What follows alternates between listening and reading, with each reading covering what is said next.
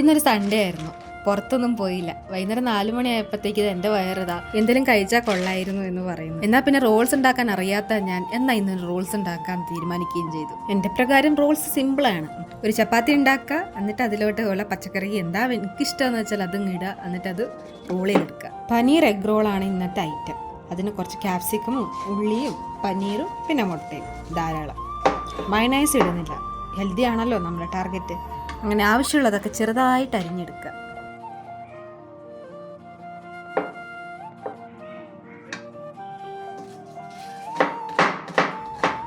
നമ്മളവിടെ ചപ്പാത്തി ഉരുട്ടി വെച്ചിട്ടുണ്ടായിരുന്നു, അതൊന്ന് നമുക്ക് പരത്തിയെടുക്കണം. ഇതിന് മൈദ അല്ല കേട്ടോ ഉപയോഗിച്ച്, ഗോതമ്പാണ്. എന്നിട്ട് നമുക്ക് ആദ്യം നമ്മുടെ പനീർ ഒന്ന് നെയ്യിലിട്ട് ഫ്രൈ ആക്കി എടുക്കാം. നല്ലോണം ഒന്ന് ക്രിസ്പി ആയിട്ട് വേണം എടുക്കാൻ.